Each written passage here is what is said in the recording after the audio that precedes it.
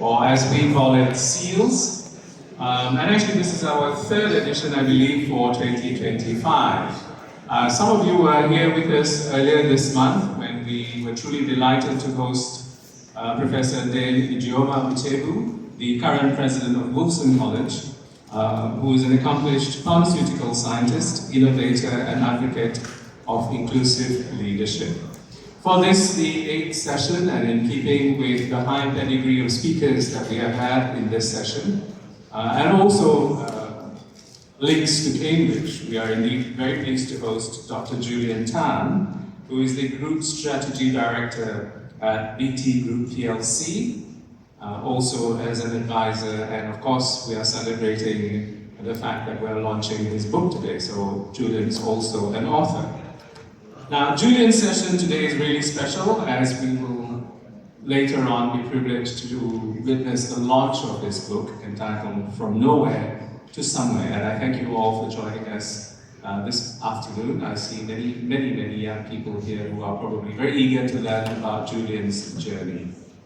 Now, before we witness the launch, we will have this unique opportunity to hear from Julian himself as he shares insights into his life journey and to serve as our tour guide to help us navigate our travels along with Julian. We are also very honored to have Mr. Daniel Abdul Rahman, the CEO of the ASEAN Strategy and Leadership Institute, who has very graciously accepted the onerous task of moderating this session, and I know that Daniel's experience will certainly be of great use to moderate this session.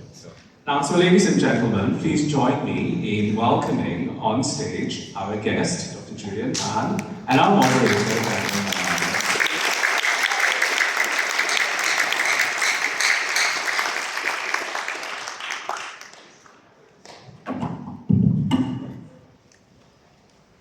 Testing microphone. 1, 2, 3. Good afternoon. Ladies and gentlemen, distinguished guests, thank you so much for being with us today. How's everybody doing? Let's do that one more time. How's everybody doing today? Fantastic. What a wonderful crowd we have here today with me, Dr. Julian, and we are truly very excited to have him here. Now, in a moment, Dr. Julian will be starting off and sharing a little bit about his journey. It will be followed by some questions by me. And while this happens, I truly encourage all of you to start thinking of questions that you may like to ask him. And this is truly your opportunity to speak to someone who, I had the privilege of meeting Julian a few days ago in preparation for today, and I must say I was truly inspired by him. So, a little bit of Dr. Julian Tan's background. He is the former head of Digital Business Initiative and Esports at Formula One. Any Formula One fans here? A few? Yeah? Yeah, I see some very excited hands. The Netflix series, what's it called, Julian? Drive to Survive. Drive to Survive, yeah, that's a pretty interesting show. Where he led the organization's entry into the world of competitive gaming, transforming F1's digital presence and widening its global fan base. He is also currently the director of Group Strategy at BT PLC, which is he's based in London. And today he is not just a best-selling author, he's also a speaker, leadership coach, dedicated to unlocking human potential through inclusive leadership, purposeful innovation, and personal growth. Now, Julian is a Cambridge-trained engineer with a PhD in innovation from the University of Oxford, my alma mater, where he began his career as a management consultant at the Boston Consulting Group, advising Fortune 500 clients across Southeast Asia, with a keen interest in the intersection of technology, human behavior, and leadership. Julian's work has spanned diverse sectors, including sports, business, and social impact. He is also the author of This Is What Chase Looks Like, a #1 Amazon bestseller that explores the pursuit of dreams with courage, compassion, and intentionality. Outside of work, he openly shares his journey of mental health recovery and resilience, advocating for kindness, vulnerability, and the importance of rethinking success in an increasingly fast-paced world. A proud Malaysian, a Subang boy. Anyone here from Subang? You can Subang! And, proud Malaysian, Julian serves as an inspiration to emerging leaders across the globe, showing that boldness, empathy, and authenticity can coexist in this modern leadership journey. Without further ado, I'd like to hand over the floor to Dr. Julian. Please, the floor is yours. Round of applause. First of all, I wanted to say a really genuine, heartfelt thank you for all of you making time to be here with us today. On a Friday afternoon, we tend to call it the graveyard slot. So really, really appreciative that you took out time of your day to be with us.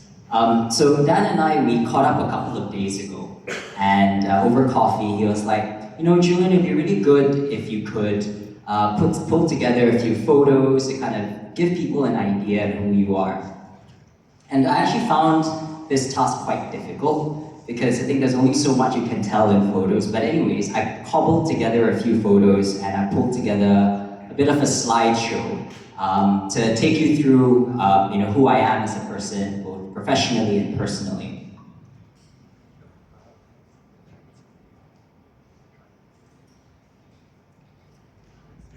So I thought it would be helpful to start from the very beginning. I was born and I grew up in Subang Jaya, in USJ 5 specifically. And as a kid, I was always a very curious kid.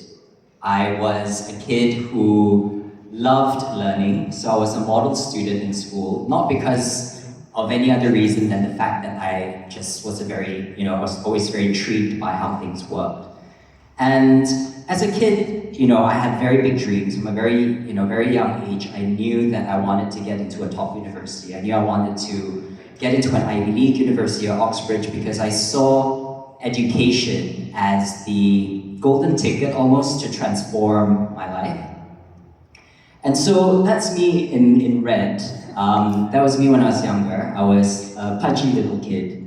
And as a kid, you know, someone who was a little bit pudgier, loved learning, did very well in school, naturally meant that I wasn't the most popular kid in school. And like many kids who grew up in Malaysia and around the world, I got picked on at school.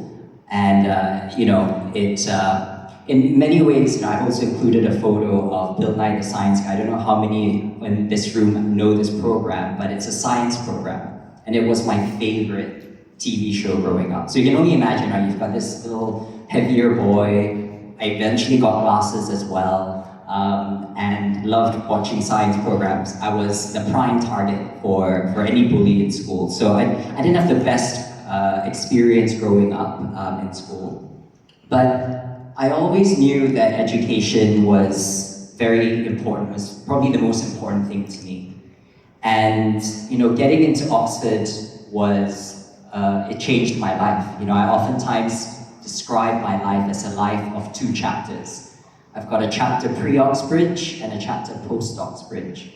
And my life pre-Oxbridge was one that was sleepy, you know, there was a lot of hope in there, but it was pretty uneventful. And when I got into Oxford and then eventually into Cambridge as well, opportunities just opened up. Like, you know, it flowed towards me effortlessly.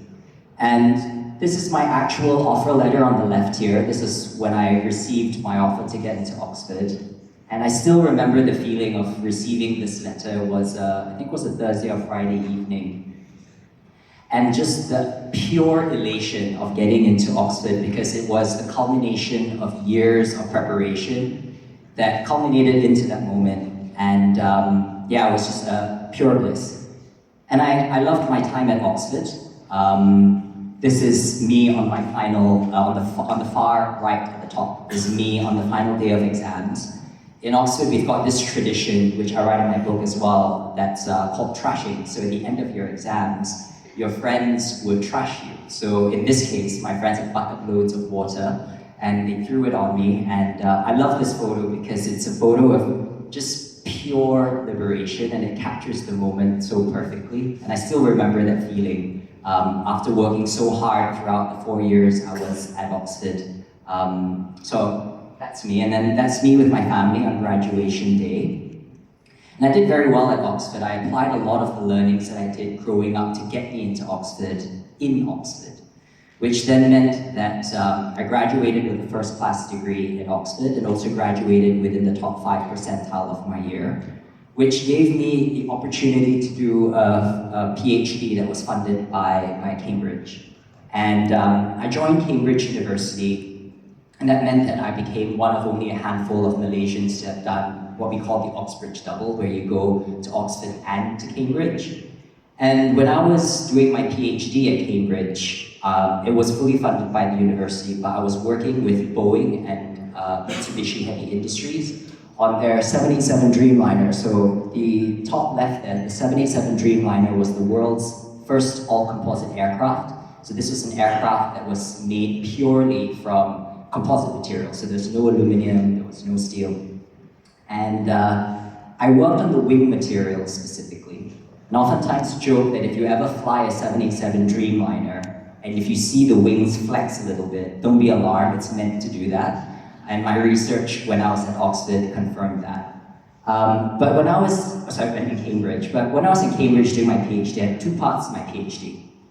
So I had an experimental part where I would essentially go into the lab day after day, breaking carbon fiber laminates, because my research was in identifying how this particular material would perform under different loads of stress, whether it's tensile, compressive, shear stress.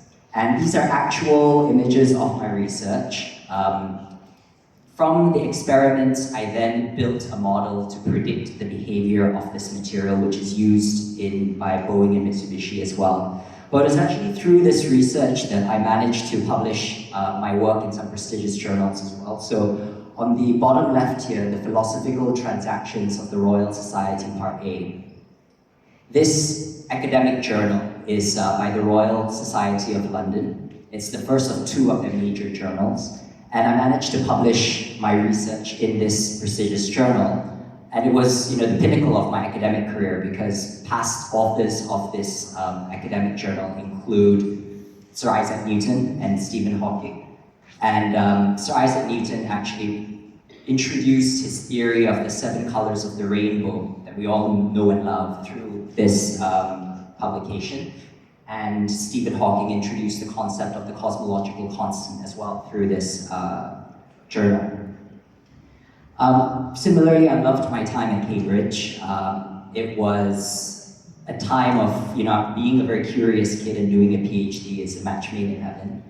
And this is me in front of the red door on the day that I submitted my thesis. We've got a tradition in Cambridge where once you have completed your thesis, you would submit it through these red doors. I don't think it's red anymore, but that was the context of this photo.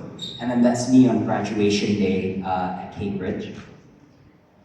So following Oxford and Cambridge, like I said, it opened up the world to me. It really, opportunities just started to flow in. And studying at Oxbridge opened up doors and allowed me to move to London, where I could build my executive career. So I started my professional career at a company called Boston Consulting Group, BCG.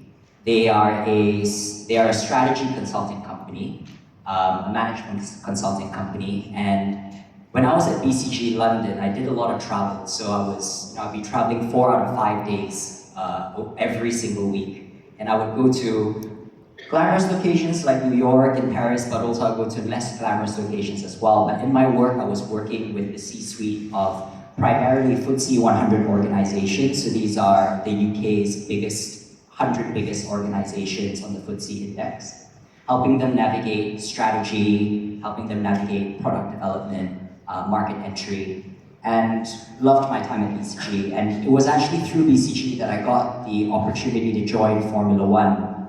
And I joined F1 at a very interesting time for the sport. So I joined in 2017 when the sport was sold by CVC, which was the private equity company that owned F1. They sold it to another private equity company called Liberty Media.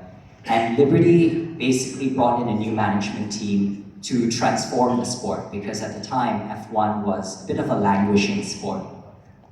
So I joined in that capacity and I led F1's digital transformation. So every digital touch point that you've got on F1, me and my team have basically brought it to life. So this, I'm talking about Instagram, any social media platforms that you engage with on F1 was the work that my team and I have done. Website, app, if you have Netflix and you've watched Drive to Survive, we brought that to life. And being at F1 was a really interesting experience because it was a once-in-a-lifetime thing. We had this languishing sport and we were tasked with turning the sport around. And I would say that we successfully managed to do that. I mean, F1 at the moment is in a very exciting spot. And I was in F1 during the pandemic, which is a really interesting experience. Like the rest of the world, F1 also went dark during the pandemic, but being in digital thrust me into the center of this storm. And this caricature of me in the Formula One overalls was a caricature that one of the publications wrote about me during the pandemic because of my role in F1 in keeping the lights on. I just had a once-in-a-lifetime opportunity to make F1 relevant during a time where everything else went dark. And it was an amazing experience. I'm very grateful for the experience, and it was through my contributions to global sport during the pandemic that I got awarded one of the Leaders Under 40 by a global organization for leaders in sports, which I was very honored to receive. And I'm currently working as a senior executive in TMT, TMT being Technology, Media, and Telecommunications, and I'm based in London, as Dan described. I'm currently a director at BT Group, which is British Telecommunications. It is a FTSE 50 company, so it's one of the UK's 50 biggest organizations, and I lead BT's corporate strategy. I've also previously been a director at Flat Entertainment, also another FTSE 50 organization. And I'm also a strategic advisor for a range of global organizations, including EQT. So EQT is a Swedish private equity company. They're one of the biggest in the world. They've got more than $250 billion of assets under management. I advise the LTA. The LTA is the Lawn Tennis Association. It's the governing body for tennis in the UK. I'm an advisor for them. And I also advise the Leaders Organization, which is a global organization of sports leaders. And I'm on the advisory council for Harvard Business Review. I'm helping them navigate new topics to come out in the publication. So if you've ever read a Harvard Business Review article, I might have worked on some of the content that's come out from that publication. But away from the professional side, I also love writing, and I'm a part-time writer. I used to write for the Huffington Post, Yahoo, and even Malaysia Kini, part-time as a contributing columnist. And last year I made the decision that I would go after my dreams of becoming a writer. And I always said to myself that I want to become a published author, but maybe that's something I will do once I retire. Let me get my professional career out of the way and then publish my book. And last year I made the decision to be a lot more intentional with my time and say, why wait? Why wait for me to retire to publish my book? So I went after it, and From Nowhere to Somewhere is part memoir, so part it's my story from going from Subang Jaya to Oxford and Cambridge, but it's also a comprehensive guide on getting into Oxbridge. And I was very lucky to have received to have seen the reception that the book had. It made it to the Amazon's bestsellers list. And the book was available in most Western markets in the UK and the US, but it was never available in Malaysia, which was it was a sore point for me. I think that being everywhere but not in Malaysia was my goal to bring it back home.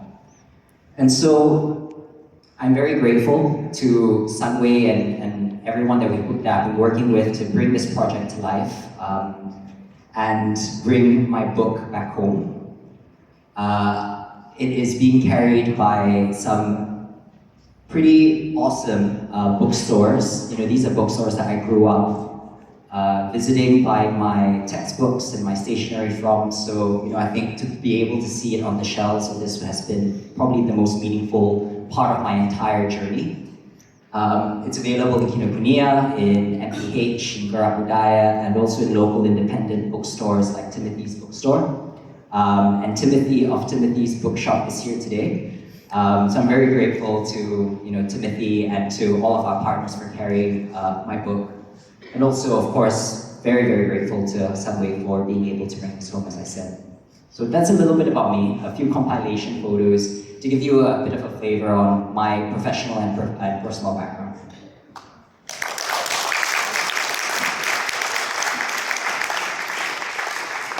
Amazing. Thank you very much, Julian.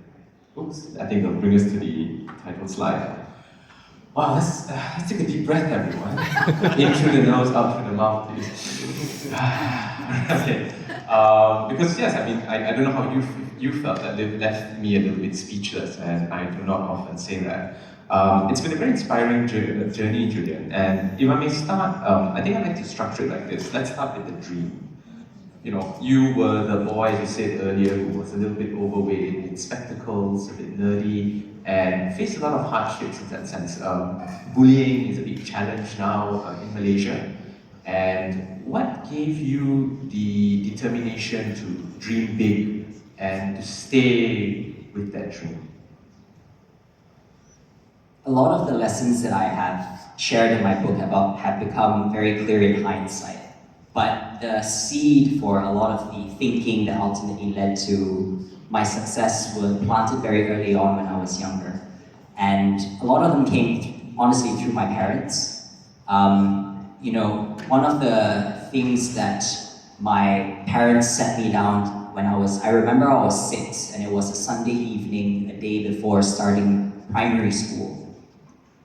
They came to me and they said, "Julian, make sure that you choose your friends wisely." And that stuck with me because that's one of the universal truths, I would say, that has led to a lot of my success.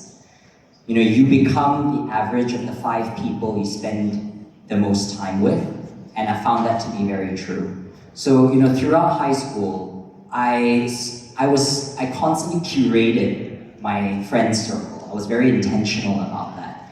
And I knew that education was something that was really important because I had seen firsthand how education transformed my father's life. My father grew up very poor, but because he was able to go to the UK, it was a really difficult journey for him to get to the UK, to get an education, but it was through his UK education that he built everything that we had from there. And so, seeing that happen firsthand, I think I saw the power of education, and I held on to that power. I held on to that promise and that hope. And I wanted to make sure that I wasn't distracted throughout school, so I would keep that dream, but at the same time make sure that I surrounded myself with people who were supportive of that dream. What that meant was my friend circles were oftentimes quite small, but they were the right people I needed to be around.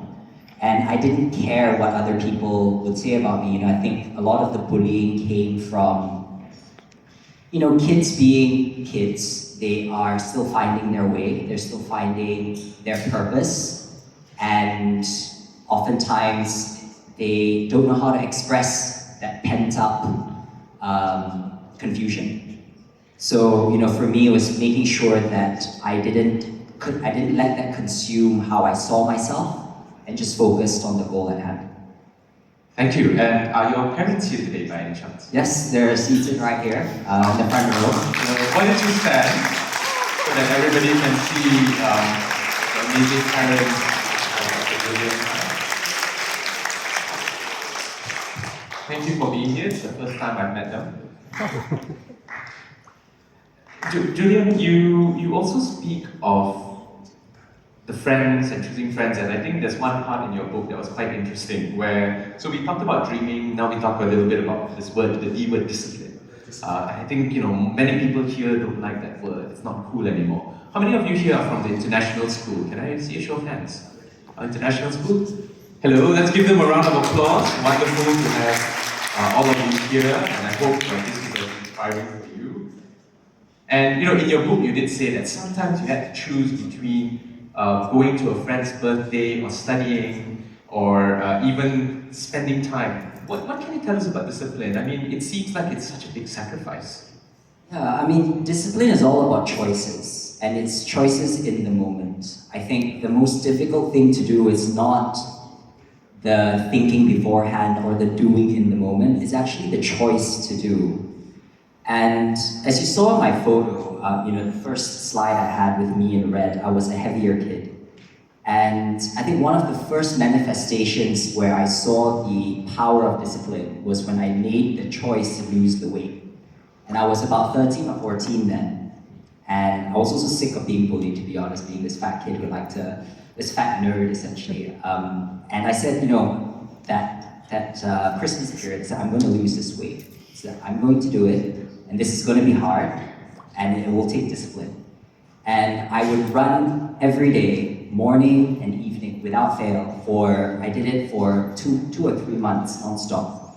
I would do 3 km in the morning, 3 km at night, and I would be very specific about what I consumed. And this was a little bit of an experiment, to be honest. When I was that young, I didn't know it was going to work. It was kind of like, okay, this is, logically this makes sense. If I reduce my calorific intake and I expand more energy, I will lose weight. And at the same time, I don't know if sticking at it will work, but I tried. It was an experiment. And when I saw the results, I think it just reinforced it. And that's the thing about discipline. The more you do it, the easier it is to build that muscle. That first step is always the most difficult. So, when I'm embarking on something new, I very rarely say I'm going to do 110%. If I'm going to the gym, I very rarely will say, okay, I'm going to do Monday, Tuesday, and Friday 3 times a week, because that's harder to do. You get demotivated when you don't need it. So I'll build up baby steps to get there, but I'll stick to it. And I write in my book the concept of these 21 days or 21 times. When you repeat something 21 days or 21 times, it becomes a habit. And there's this rule of not skipping 2 days in a row. If you skip for 1 day, it's fine, right? But if you skip for 2 days, it becomes a habit. So, I think employing those things that I write in my book as well helps to build the discipline. And I found, without fail, probably unsurprising for a lot of people, that if you stick at something, no matter how little you do every day, it builds up and you will get what you want. It's only a matter of time. It's a universal truth. It's worked in every facet of my life. And so anything that I've ever wanted, I would build a plan towards it, and I would work towards it. And I'll be very, in some ways, strict with myself about it, because I will remind myself why I'm doing it, what is the reason I'm doing it. And sometimes it does take sacrifice. It will take sacrifice. And it's choices at the end of the day. Right. Thank you. You come across as someone who's built different. I mean, if I was your friend, in Malaysians, you say, "Ayah, pressure lah." Such a high achiever, so determined. Perhaps you can share with us a moment in your journey, maybe pre-Cambridge, post-Cambridge, where you felt maybe a little bit hopeless or helpless. And what helped you overcome that? It's a great question. I think the first thing that came to my mind when you asked me this question was, I was never a straight A student, believe it or not. I was never a straight A student. When I was in primary school, I would be lucky to get the middle of my class. Number 16 was my lucky number, actually, and I would always worry coming home as number 16 out of 32. My dad would always like, number 16 again. One year, I actually came in last in my class. This was in Standard 5, I think it was. And, I don't believe I am built different. I think if anything, it has been over years and years of, as I said, baby steps. You see all of the accomplishments at the end, but you don't see where you start. I think a lot of the times it's easy to see the end result and forget the journey that you need to take in order to get there. And as you're embarking on that journey, there will be moments where you question yourself and ask, like, why am I doing all of this? It's in those hard moments that, the success eventually comes, right? So, being in school and not being a straight A student, I got a lot of B's, I got a lot of C's in primary school. But it was the decision in Standard 6 that I said, let me try and I'm going to decide I'm going to be a good student. I want to get into a top university, and I'm going to work for it. I'm going to work for it. And like anything, I experimented. I think experiments are your best friend. If you don't know, just try, and see what happens. And don't give up after the first time, right? Just you keep experimenting and keep pivoting and iterating on your journey. And then in Standard 6, I managed to get 5 A's for my UPSR, which I was like astounded. I was like, how did I manage to get 5 A's for UPSR? But thank you. But it was from that, something as small as 5 A's from UPSR. I don't see my achievement of getting 5 A's from UPSR any different to getting into Oxford or getting my first class in Oxford. It's the same mindset. And it was a decision on that day to change and to, build the life that I wanted, to go after the dreams and make my dreams a reality. Oh, thank you. How do you build the resilience post-education to go into the rough and tumble world of the corporate world? You started off in Formula One, you were then with Flutter and BCG, Formula One, Flutter, and now at a relatively young age. How do you cope with that? How do you do that? It's a great question. I think. Thank you. I tried. I think again, don't care what other people think of you. Okay. A lot of the times you start to question yourself when you lean into the chatter around you. I've been in boardrooms with CEOs as part of my career, and oftentimes I'm several decades younger than the people in that room. And in moments like that, it's easy to ask, like, what am I doing in this room? You start to get imposter syndrome, and you start to in some ways actually belittle yourself. I try not to do that. I try and be in the moment. Every time, for example, I'm here sitting on the stage with you, Dan, I'm physically here, but I'm also mentally here, and I don't worry about what other people are thinking of me. I honestly couldn't care less, to be very honest. And I just focus on the value that I can create. And I found that oftentimes the first meeting is the most difficult because people size you up the moment they see you. They're like, oh, who is this young hotshot? Why is he in the boardroom? When I'm at BT and at Flutter, I've consistently been the youngest director in those organizations. So inevitably, there's always going to be people who will judge you based on your appearance. And that's just a challenge that I've had, but I also consider it a blessing because I will age gracefully. And I'll continue to look a little bit younger when I'm older.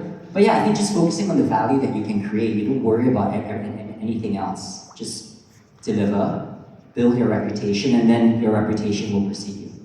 All right, very, very interesting experiences there.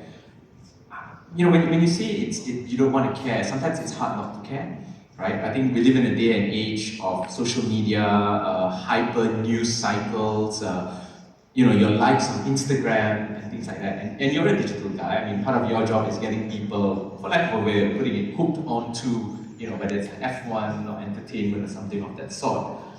What are your thoughts then on what we see emerging with artificial intelligence and its impact on the characters or the kind of traits that we need to face these new emergences? That's a very good question again, Dan. Yes, 3.3. One of my biggest concerns about AI, and I use AI, I love AI, I think it's a fantastic tool to boost productivity and efficiency. But one of my biggest gripes and concerns about AI is that it's making us lazy. It's making us rely on the tool to the point that we don't even think anymore.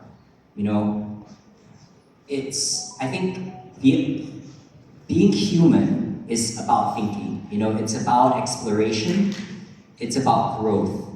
And with tools like AI, it makes you leapfrog all of the hard work needed to get to the output. You get a great output, you get to the same output, but you do it so easily that I think the biggest challenge is critical thinking.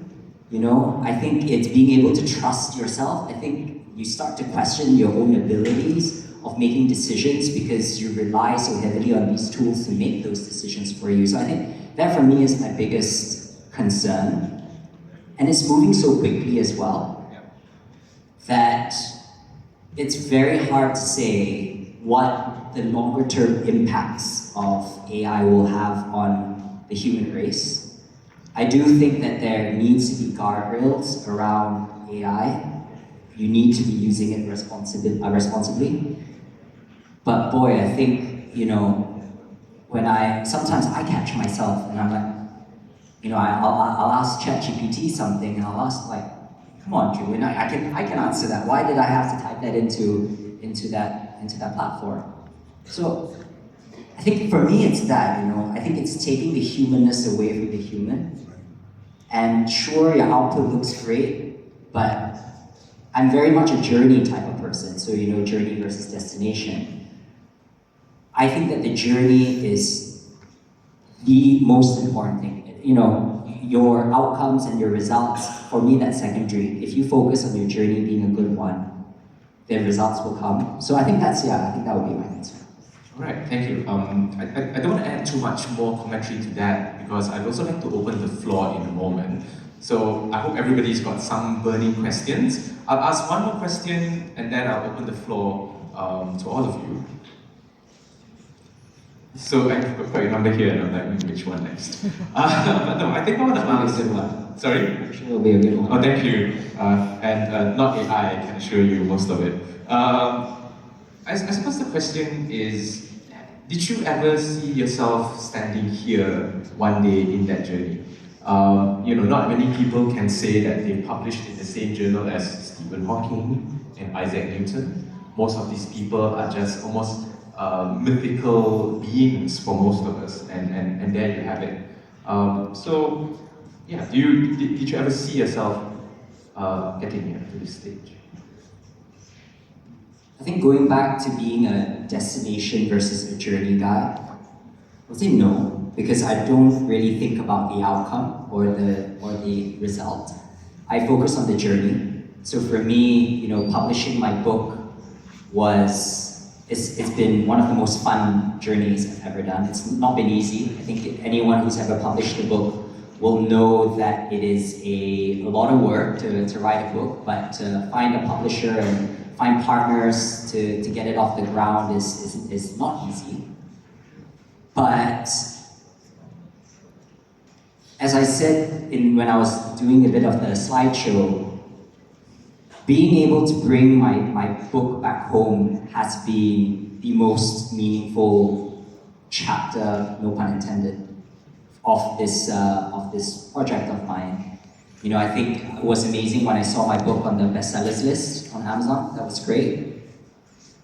But the fact that it wasn't available back home just didn't feel right to me, particularly given it contains some really useful information and tips for anyone who wants to realize their Oxford or Cambridge dreams. And also it's also bigger than that. I share some of life's lessons that I feel a lot of Malaysians can benefit from. Yeah. And what I like about this, and I'm wondering if many of you have noticed, is when I asked him whether he thinks he's here, it's about what he can do for all of you, as opposed to what he's done for himself. So let's give Julian a round of applause. Alright, I hope all of you are ready to ask some questions. What I will do is I'll probably take 2 or 3 at a time. Carol, how are we doing for time, by the way? Good. Okay, great. We've got about 20 minutes to 30 minutes to go. So let's have a show of hands. Please introduce yourself, your name, where you're from, and you get right into the question. Everyone's intimidated. Speechless. Speechless. It's okay, we'll give them a moment. It's usually like this, the warm up.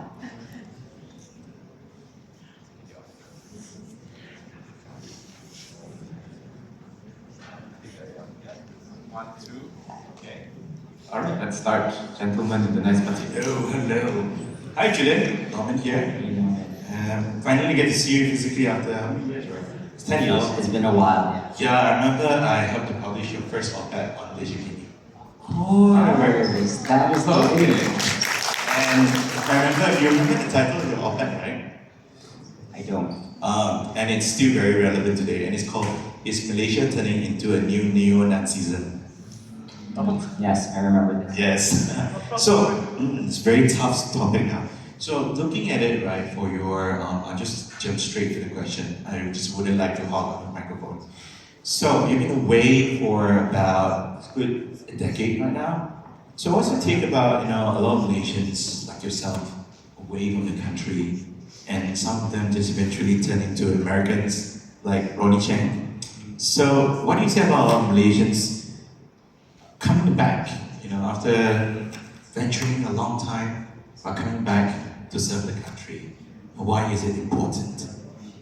Okay, thank you, Norman. Perhaps we'll take one more right at the back. Norman is, of course, a famous journalist with Nikkei Asia. Oh, it's okay. Sorry, oops. No profile.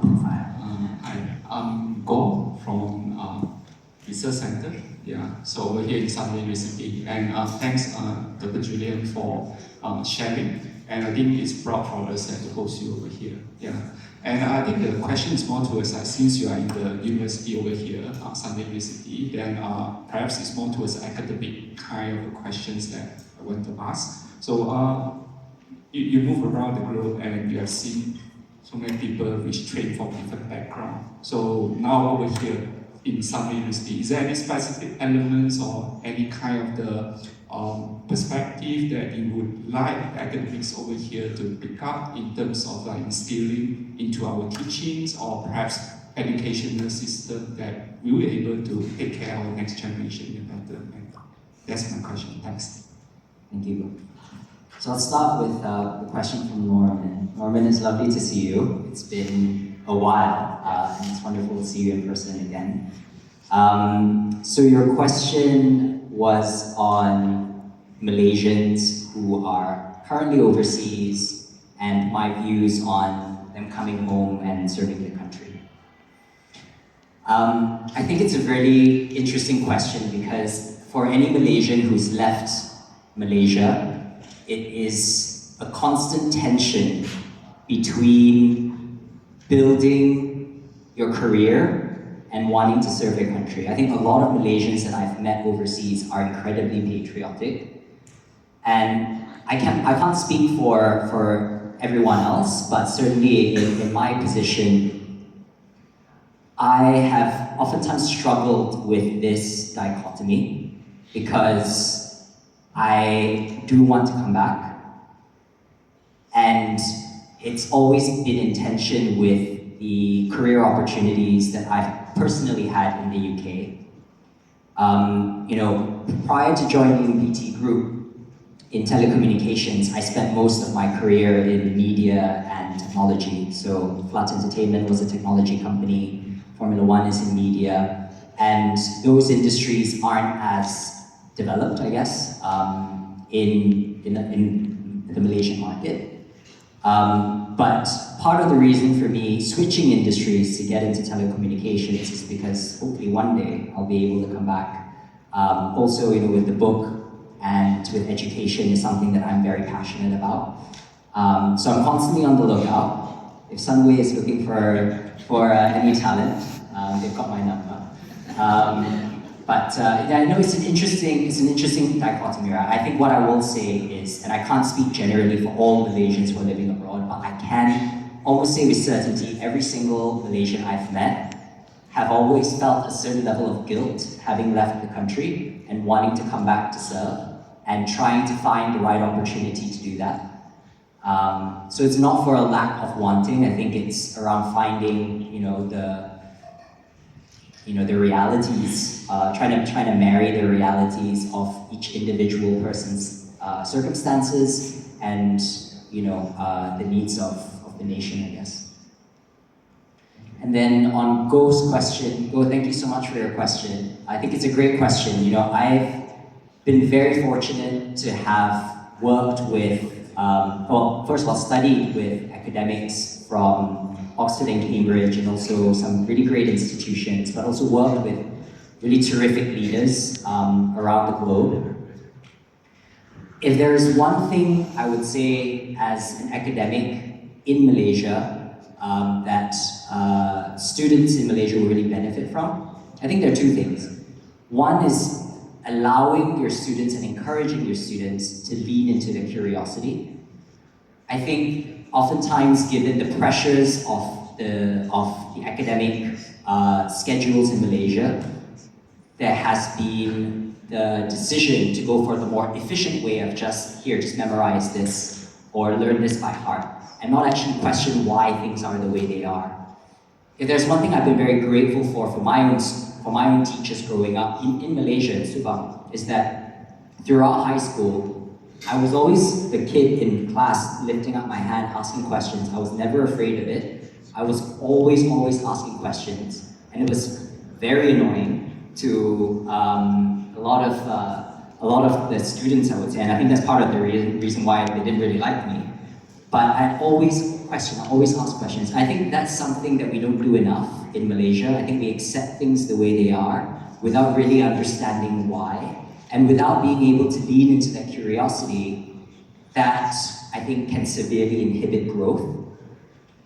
And then I think the other thing beyond curiosity is encouraging students to speak up.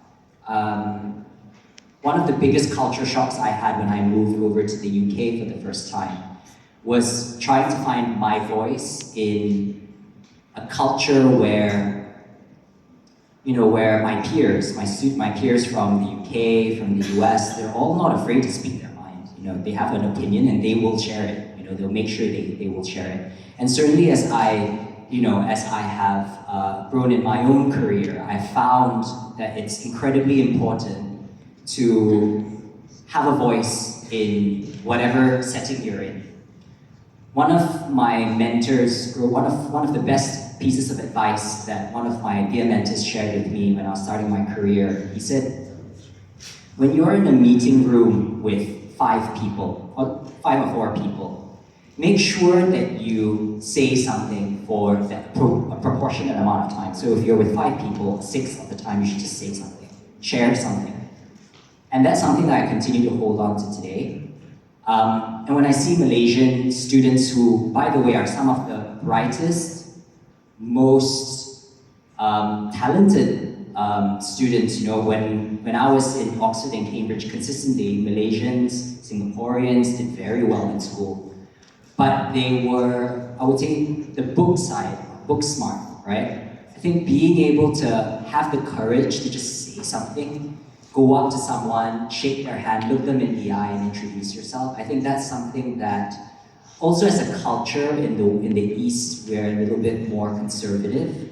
And I think it's the role of educators to build that internal confidence in your students and make them believe in themselves enough to be able to say, hey, I've got an opinion, here's what it is. Thank you.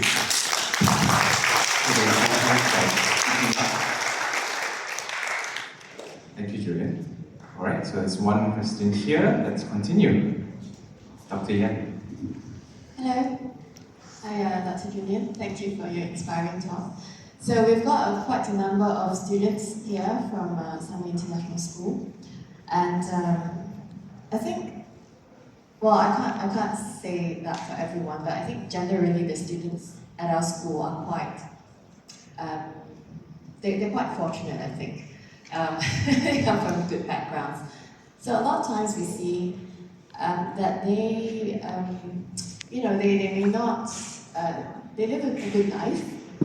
So how would you, so we see that sometimes the drive isn't always there because, you're comfortable. So how would you advise them, maybe, to take the journey, maybe is it really the destination, because they're advised that the destination is already there for them, So how would you advise them to maybe take the journey a little bit more seriously or to fulfill their potential? Because, they're comfortable. All right, how about we take this one straight away? Go ahead. Yeah. So is it Dr. Yan? Dr. Yan, thank you for your question. I think it's a great question. I I think a lot of people who may show a lack of initiative or energy, I think a lot of them don't believe in themselves yet. I think that there is a component of self-belief. Maybe it's been growing up in an environment where they're told, no, you don't need to do that, I will take care of it for you. No, you're making a mess in the kitchen, don't bother helping me out. Maybe it's, don't get anything for me, I can take care of my dinner myself. I think a lot of it actually starts maybe perhaps in the home. And I think it's about cultivating that sense of self-worth and coupled with clarity over what is most important to the individual. And I actually, personally, I don't subscribe to the theory that people are born or because of the environment, they are necessarily a certain way. I think that any behavior can be cultivated. It comes down again to making the decision, making those choices. But those choices need to be made by the individual. They cannot be made by your parents, they cannot be made by your friends, they cannot be made externally. It needs to be a realization that you have within yourself to say, I am more than this, I'm not there yet, but I will be, and this is the kind of life that I want. And if you're able to spark, as individuals, right, if you're able to find that spark, that purpose, honestly, you can really achieve anything you want in your life. And yes, you may be comfortable, and certain things may be provided for, but I think comfort and drive, those two things can coexist. And you can grow up in a comfortable environment, but still be incredibly driven. I've seen that time and time again. But you need to have self-belief, and you need to have clarity over what you want to go after.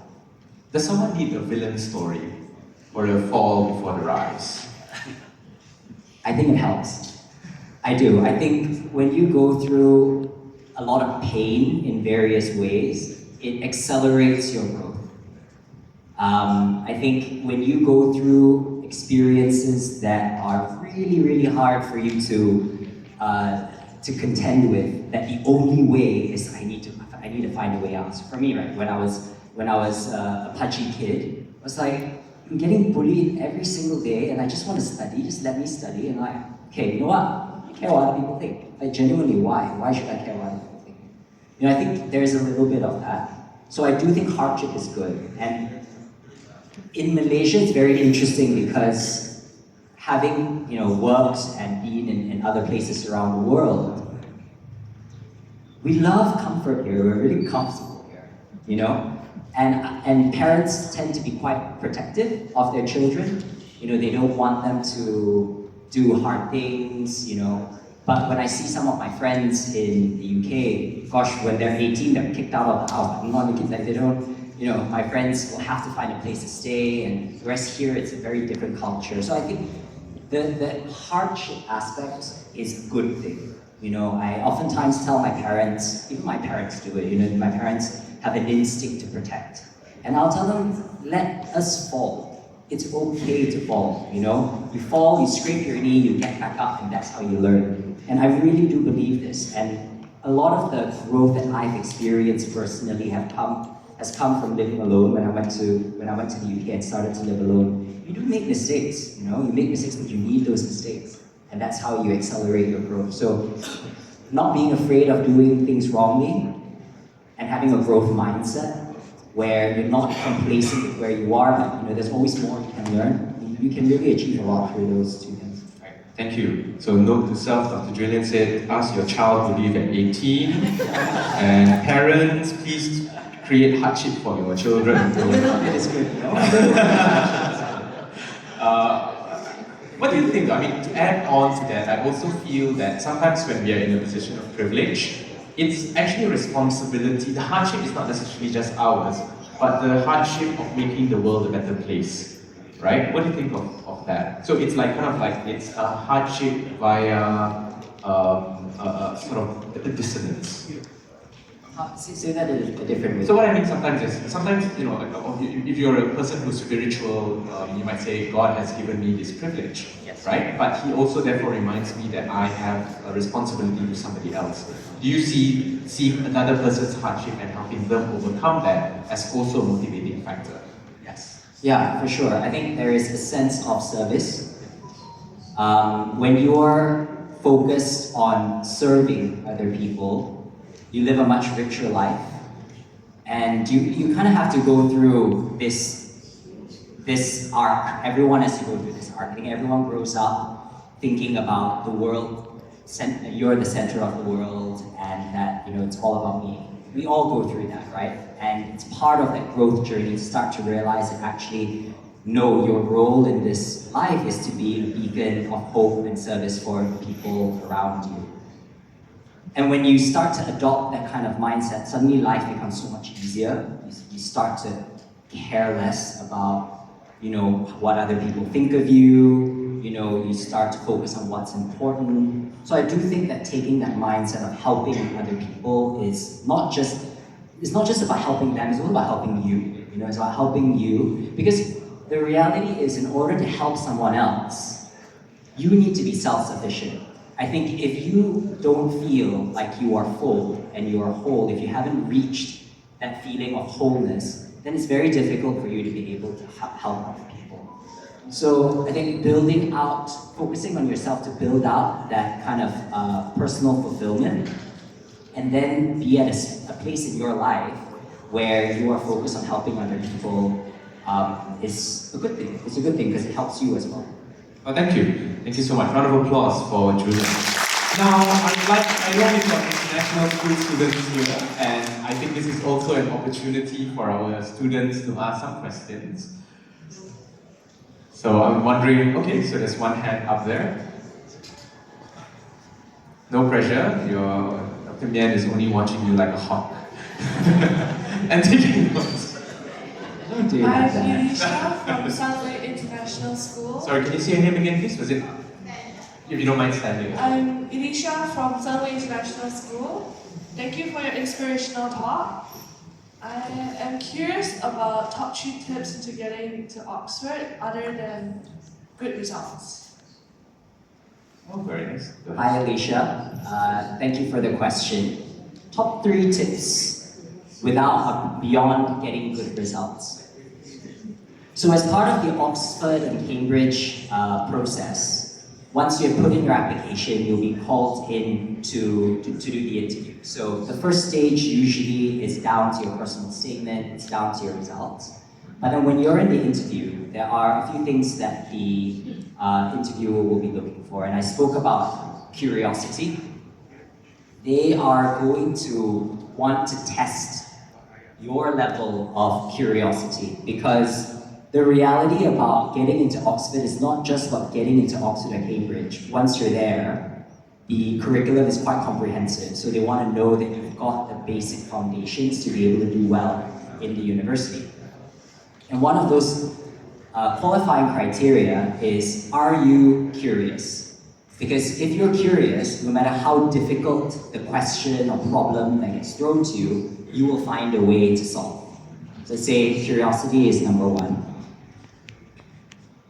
I would say that beyond the results, because the results are obviously a really important part of your application, what you do to supplement your results to make you a kind of wholer, fuller human being is also very beneficial.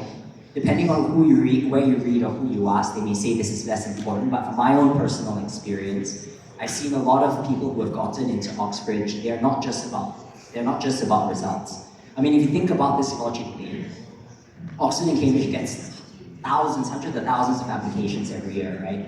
So they're really getting the very best, they're getting the creme de la creme for their university. And so if you're able to go in, not just about good results, because everyone's got good results, right? You supplement, what else do you do? In my case, I play tennis. In my case, I did a lot of extracurricular activities, also because I enjoyed it, to be honest. I think those things also help.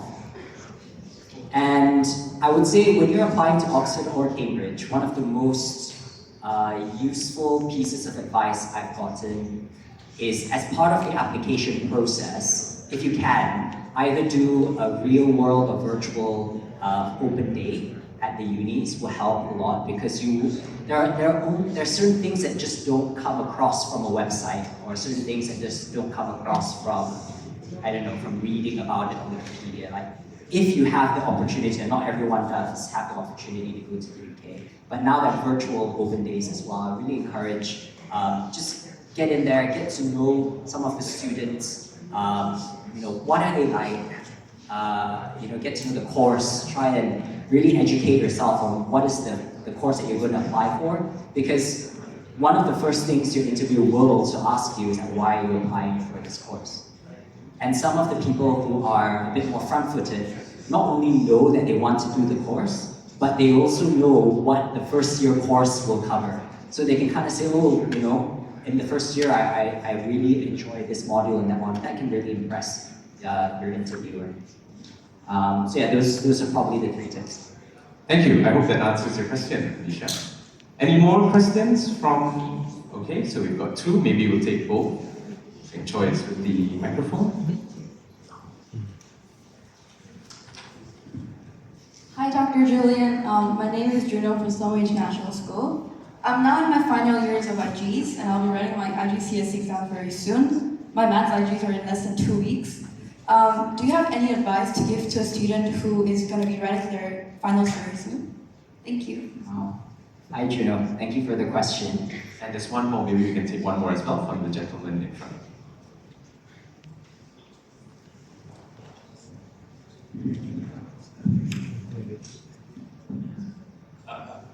Good evening, everyone.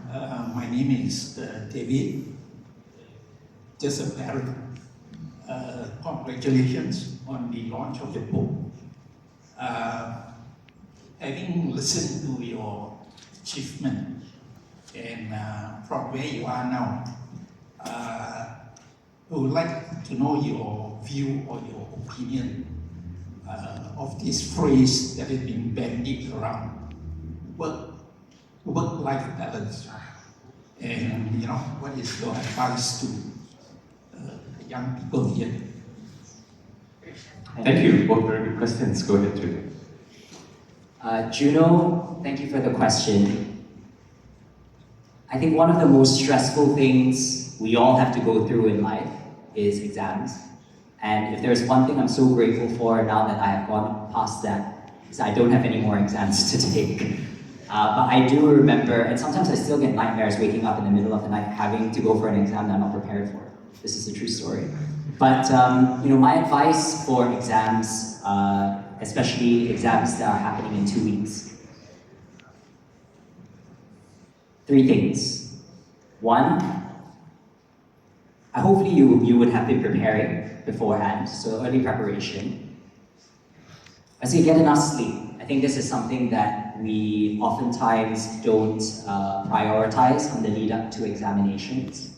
When I was in school and when I was taking my exams, I always made sure the last 2 weeks were the most critical weeks, not because I was cramming stuff in. Actually, the last 2 weeks were more critical weeks because I needed to make sure that everything from top to bottom was functioning the way you needed to. I needed to perform. You're basically an athlete when you're doing your exams. You're a high-performing athlete. So physically, you need to make sure that you are in harmony with that, with the ability to perform mentally. So get enough sleep, get a lot of water. 2, I've always found when I was studying and preparing for an examination, I would oftentimes take what I call mini notes. So that when I'm in the lead up to an examination, I don't actually read the textbook again. I have my own resource of literally it's like a cheat sheet, of like the most important things to remember. And these were sort of like little reminders of the most important things. So I would be able to revisit the entirety of the content without reading the content. I would have these notes at hand. So I'll prioritize those notes in the lead up to the examination. And then the third thing I would say is trust yourself. You've been preparing for this, right?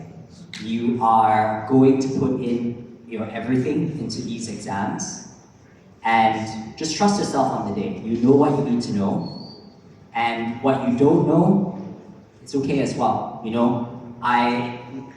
I have been in many situations where I've seen that doing well in exams and being a straight A student has never stopped people from being able to achieve success. Never. It's helpful, but it's not necessary. And the reason why it's not necessary is because we all have our own geniuses, we will have our own talents. And once you leave education, you will find whatever that is. The most important thing is having the right mindset to be able to make the most of whatever opportunities you've got in front of you. So I think my third piece of advice is trust yourself, but don't be too hard on yourself. Exams are not the be-all, end-all, and life is much bigger than that. And David, as to your question, and by the way, David, you're not just a parent. A parent, for me at least in my experience, has been the most important influence in my life. And my parents who are sitting in front here, they have shaped me, so it's the most important and privileged position to be a parent. To your question on work-life balance, I don't tend to look at it that way because I think work-life balance implies that work and life are two things that cannot coexist. You need to give up one in order to have the other. Someone once told me about the concept of work-life harmony, and I like that because it means that your work and your personal life, they are singing together, 1 + 1 = 3, rather than you take away one to build the other. And in order to do that, I think it's finding work that you find meaningful. It's finding, I don't really like the word purpose because it's such a loaded word, but it's sort of finding purpose in your work. And that's different from, I think there's a school of thought that you need to find your passion and be, leaning into your passion because that's what you were born to do. I personally don't subscribe to that. I think work is one aspect of your life, it's one aspect of your personality, and you are not your work. You are much more than your work. You are choosing to turn up every day to fulfill a role and add value to the people around you, and you derive joy from it, and that's how I look at my work. So, when there will be moments where work will require you to work later. When I was working in BCG, I would regularly work till 2:30 in the morning, just what's required, Start my day at 7 or 8 in the morning. That's what management consultants tend to do. But I have to tell you, I never saw it as oh my God, I have to work till 2:30, because I actually really enjoyed my job. Intellectually, the work that I was doing was really important work. I work for clients to help them transform their digital platforms. And when you take a step back and actually see what is the value that you're adding, you get a lot of energy from that. And I think it's finding that joy in your work. And work is never always going to be 100%, rainbows and butterflies. There will be hard moments. That's why you're paid. But I think it's being able to find the broader purpose and joy in what you're doing to bring you energy in those moments where you have to push a little bit more. Thank you. Work-life harmony. Now, I'm just mindful of time. We also have pre-university OSMED students, those who are a bit closer on the verge of thinking where to next. Do any of you have any questions? All right, one gentleman with a question here, St. Choi. Anyone else? We can take 2 questions from the top. Hi, good evening, Dr. Julian. I am Wei Heng, a student in A-level now, right at Sunway College, that's why I'm here. And I was wondering, the title of this event, Mind Over Matter, the winning mindset for future leaders. After meeting so many directors and CEOs, to you, what makes a truly good leader? Thank you. Thank you, Wei Hong. Great question. I've been very fortunate to have been able to work with some brilliant leaders. I worked at F1 and at Flutter with some of the best people in the business, and they have a couple of common traits. One is that they don't get bogged down in the detail. So they have a very broad vision of what needs to be achieved, and they are not hit off kilter when something small happens. They keep their eyes focused, their lenses are wide, and they never forget that. The second thing is that they are very people focused. They realize that their most important asset is not the systems, is not technology, it's the people. And so they have an uncanny ability to inspire the people that they work with, such that everyone that they work with wants to push to that next level for their boss, because they're inspirational in that way. They don't want to let them down. So I'd say the best leaders have a broad vision. They're not bogged down in the detail, and they love their people. They invest in their people, and they let their people shine. So they're also very secure in their position, that they're not like, oh, my subordinate is going to present, it's going to diminish. No, they're not like that. They're like, no, I want my team to present. They know it well, they are going to present it. I hope that resonates because it's also about the people. Any last questions? All right. Oh, there are two questions, so let's take both. One here and one there. Okay. Carol, are you okay? Take. Yeah. All right. I'm Jin Heng. Hello, Dr. Julian. I want to ask a question about how much do you think luck plays a role in your success? If someone were to have the same amount of dedication or discipline, do you think they will be able to get to where you are now? I mean, how likely are they able to get to where you are now? Thank you. And maybe we'll also take that one. Yeah. And there's someone at the back, I think, who raised their hands. All right.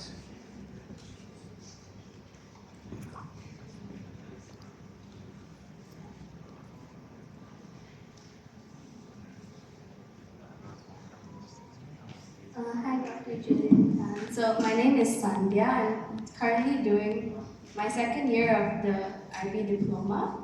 And my question to you is, how did going to a prestigious university, how do you think it shaped you better for entering the workforce? Do you think it gave you an advantage over other people around you who could have went to like lesser known universities or like more mediocre ones? Do you think it gave you an advantage? Great questions. Right. Thank you for your Great question. Luck, absolutely.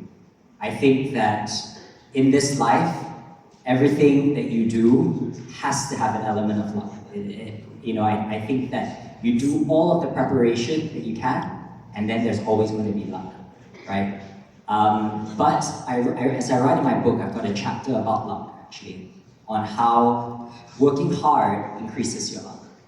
When you work hard, what is that saying? Luck is when opportunity meets preparation. There is an element of truth there.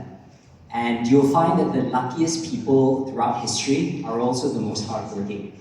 They are able to push through the hard moments to get to those lucky moments. So they don't give up when something gets hard, they just keep going, and then you see the luck come in. So to answer your question, 100%, I would not have been able to achieve anything I've had throughout my career without luck. And I'm acutely aware of that. But I also am aware that you are able to shape how much luck you can have, and that is within your control to a certain extent. Sandhya, thank you for the question. It's an interesting question, What I will say is that getting into a top university, I have seen that the opportunities that come from going to an Ivy League or an Oxbridge is really quite significant, and it's more inbound where, when I was at Oxford, for example, my final year, there are a lot of companies that come onto campus and try and recruit talent from the uni. So there's an aspect of being affiliated with a prestigious brand that actually increases your ability to get more more outreaches and also a second look at your CV. I think that's true. I think that when you're in an environment like Oxbridge, you are surrounded by incredibly driven and very ambitious people.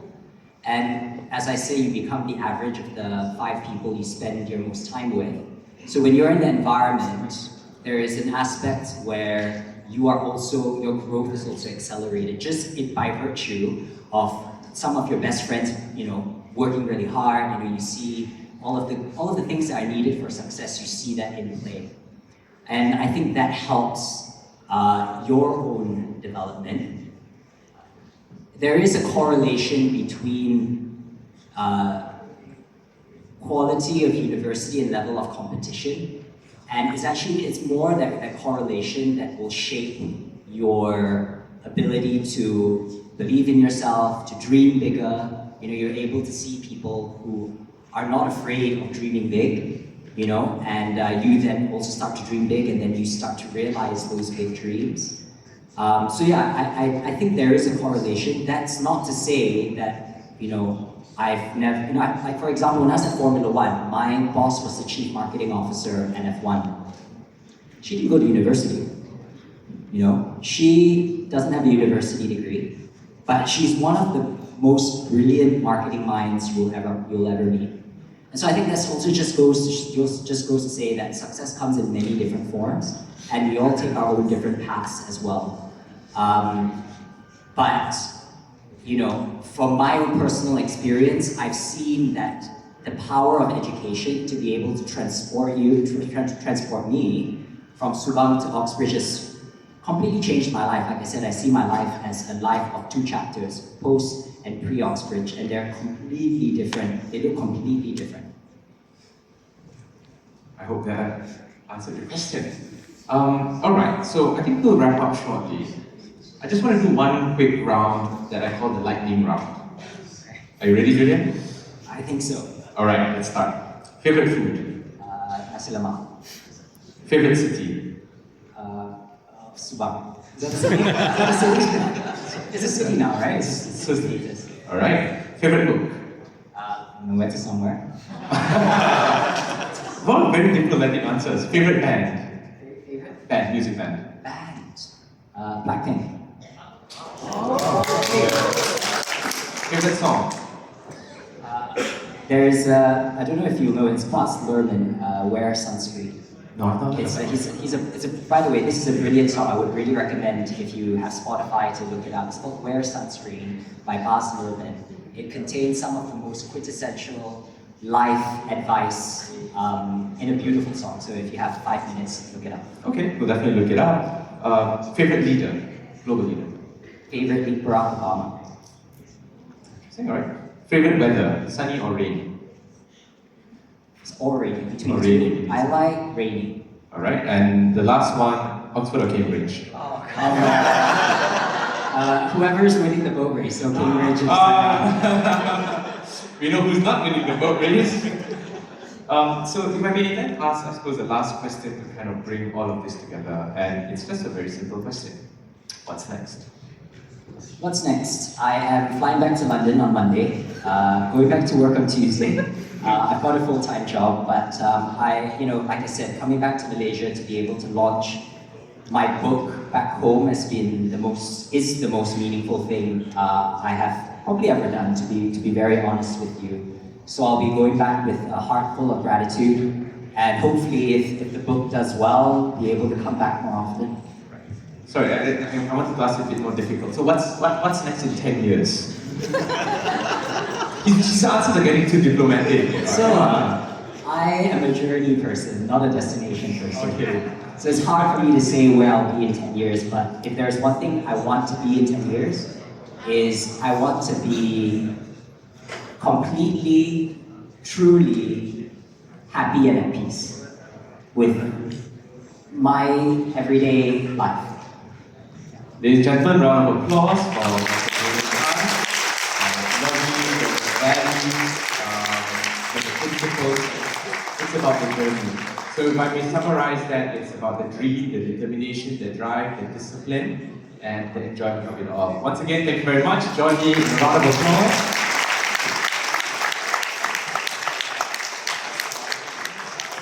Thank you so much. On behalf of Persatuan Donald Trump Malaysia, we are disappointed.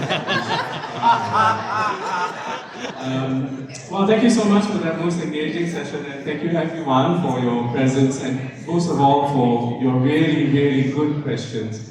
Very meaningful questions, very deep questions, and thank you, Julian, for being so forthright with your answers. Ladies and gentlemen, we're still not done yet. I hope you can bear with us. We have one or two things to tick off before we end, and the most important thing is actually the launch of the book this afternoon.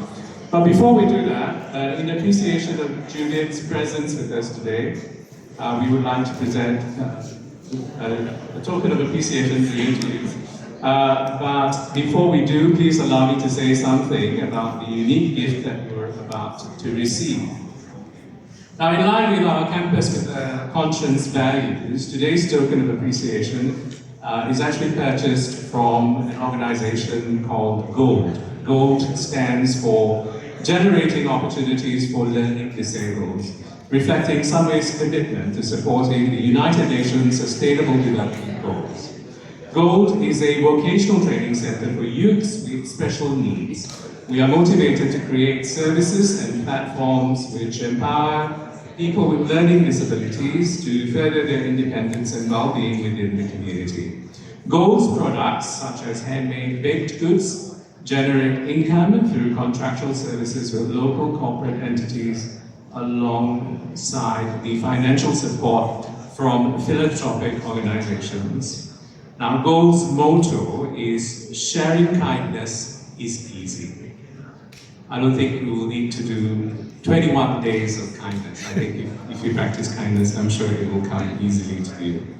Now, to present this token of appreciation, please join me in welcoming our Group Registrar of Sunway Education, Ms. Julian.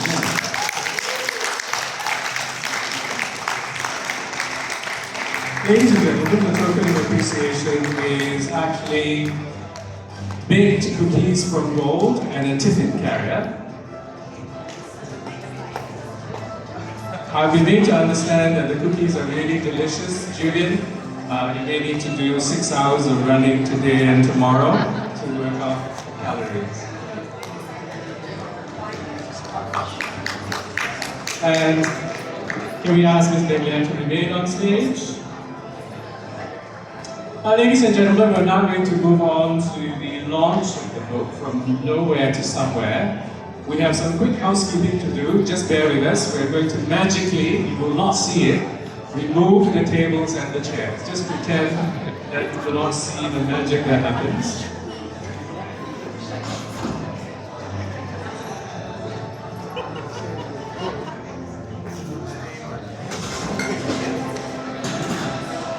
Please give them a round of applause.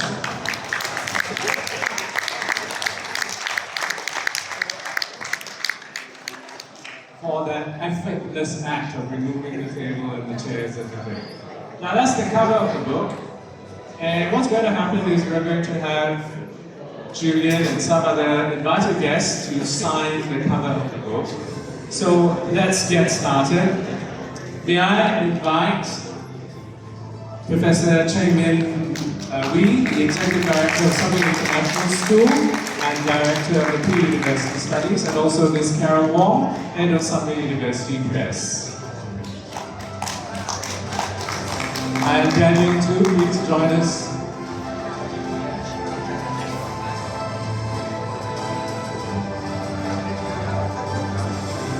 Yeah, can I get this?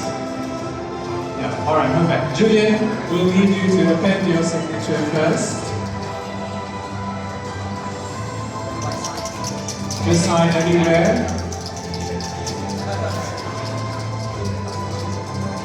And then just like that again.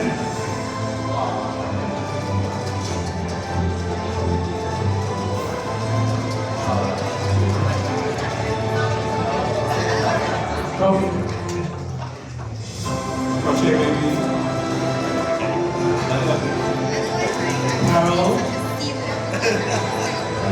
This is the only place on campus where graffiti is allowed. And lastly, Daniel Rahman.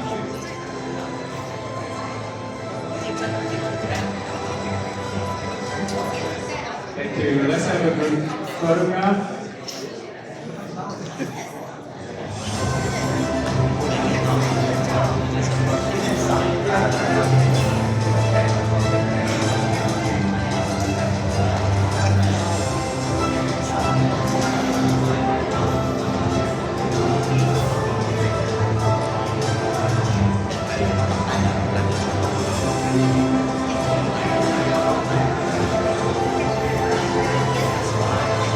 Thank you. Can I invite our graduate staff, Professor Henry, Carol, and Daniel to exit the stage.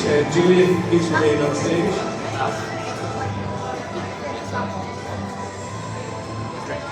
We're rushing to next venue. Buy a book you are pick up for later. Make sure you're. Thank you so much. Ladies and gentlemen, just a quick announcement as well. The book is retailed at $54.90. During the launch, we are giving a special rate of $49.90 as an incentive. And Julian has kindly agreed to sign the copies purchased. Now, before we proceed to the book signing, one last thing that is required of us, well, actually not the last thing, the second last thing, is to invite Dr. Julian Tan to say a few words before we take a group photograph. So I would request that you remain in your places. Julian will say a few words and then we'll take a group photograph.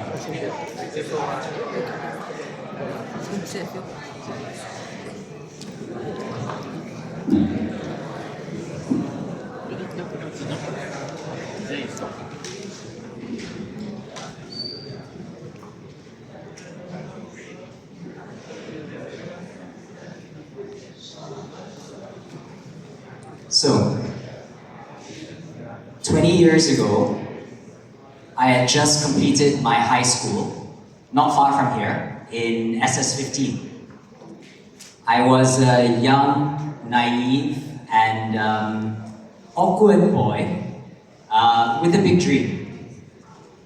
I had the dream of getting into a top university because I believed that a good education was the golden ticket to transform my life. And so I put all of my eggs into that basket. I worked hard, I leaned into my curiosity, I built unrelenting discipline, and I delayed any instant gratification so that I could invest in myself and in my future. 2 decades later, I can tell you that that bet paid off many times over. Through the power of education, I was transported from the quiet and sleepy suburbs of Subang Jaya to the hallowed halls of Oxford University and then Cambridge. These were credentials that opened up doors. It opened up the door to my dynamic career in London, where I've had the privilege of leading some of the world's most iconic organizations, including Formula One and BT, British Telecoms.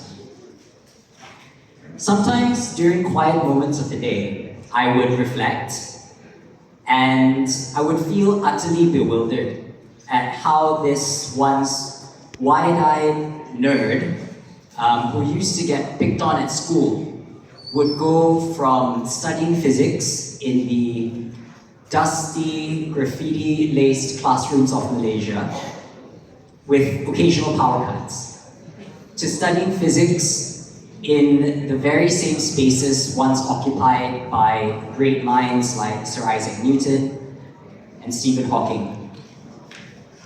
It's a wild thought, but also not that crazy a thought when you've got the right mindset. A winning mindset.